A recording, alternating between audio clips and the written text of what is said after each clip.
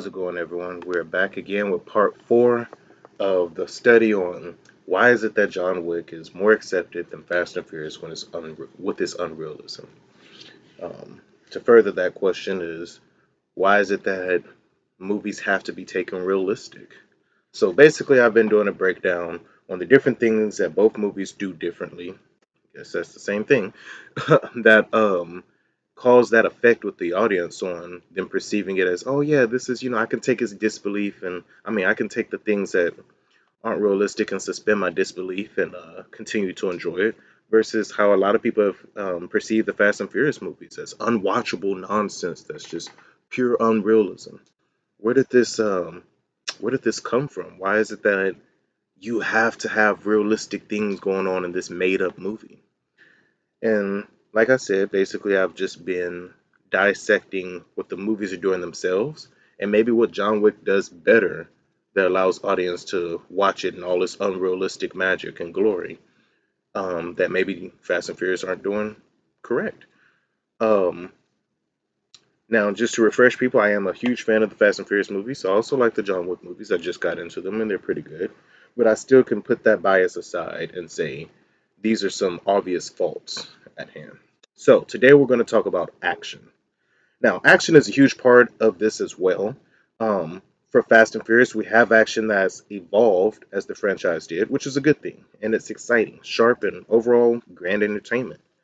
But it has its roots. I noticed the action kicked up when The Rock joined, and I think that's because they used some of the same theatrical elements seen in WWE. So while it's blood pumping powerhouse beatdowns, it's mainly for entertainment, to capture a good time in a fight, to pump the audience up and build hype. This is fantastic though, and I'm definitely a sucker for it. I love action scenes in movies, unless it's the cut and edit every 2 seconds, shoot at a different angle. That throws me out. Um, I even study and watch videos on fight choreography from time to time because it truly does impress me. The magic brought on screen. So, saying all that, I really do believe the fight scenes are pretty awesome in Fast and Furious and beyond inaccurate. And when I say inaccurate, I mean the things shown in these movies mostly wouldn't happen in a real fight, even by trained men and women. They have a lot of, they have a lot of superhero flashy moves. And when I say superhero, I'm not just talking about the black Superman that Idris was from Hobbs and Shaw, although that's a whole nother conversation. But generally, they have over the top, leaping across the room, Superman punching, wall breaking, bone crushing, WWE the movie level of action. But in the end, it's theatrical and entertaining. John Wick comes by, and even though they also have over the top fun and a lot of showy, flashy action for the wow effect, they top it off with a lot of realistic movement, hand to hand combat, and probable outplays. One of my favorite scenes is in, I think, John Wick 3, and John is throwing daggers and throwing knives at a small group of assassins. Now I love knives and swords, and I used to practice throwing knives and practice a little bit with the samurai sword, and I used to also watch and study other professionals. And one thing I know is that not every knife that you throw, especially in a frantic fight for your life, is going to hit blade first. This isn't going to be like the movie Kick Ass or Expendables with Jason Statham hitting every target on point and not wasting a single knife. And John Wick 3 nailed this scene. Half of the knives he threw were blunt throws where the back end bruised his enemies. And it's not like he was bad at knife throwing also because he got some ridiculous bullseyes. But in a real fight, in a real life fight, when you're frantic and you're trying to, execute as much damage as you can, you're gonna be throwing left and right, and many of the knives aren't going to hit blade first. So I just think they nailed that perfectly. It seems like this that even though there are plenty of crazy nonsense going on, it brings you back down to reality in a way that suspends your disbelief.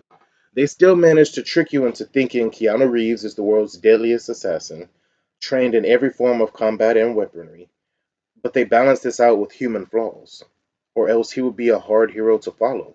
Never missing a shot, never missing a target. What's the thing to keep me at the edge of my seat? The final fight with him and the ninjas would not have had any weight if we didn't fear for John's life, or at least his limbs. That's another thing. Ruby Rose, Common, and Donnie Yen, they all fight vastly different in these movies from each other. They incorporate multiple fight styles and weapons based on culture and suitability for these characters. Now, yes, John Wick is going to have a lot more variations of fighting because it's a movie on assassins. So, of course, that's going to be your biggest thing that you show. Different styles of fighting, different styles of killing. However, it may have still benefit Fast and Furious to work that in too. A little diversity in the fighting so that every scene is not a WWE match. Now they do have some variations here and there, like when Han and Roman, I think, fought a martial artist in the mall, and they both got bested. But maybe more realistic moves and fights with Dom, the main character. That could add a lot more suspense in his fights. I mean, in Fast 6 or 7, I think he basically fought the Hulk, and went head to head with someone like twice his size. No change up in how he fought him, just a tag team matchup with him and The Rock versus someone who looked like he could eat both of them alive. If you're going to add fighting as a main part of your movies, then maybe add more realism.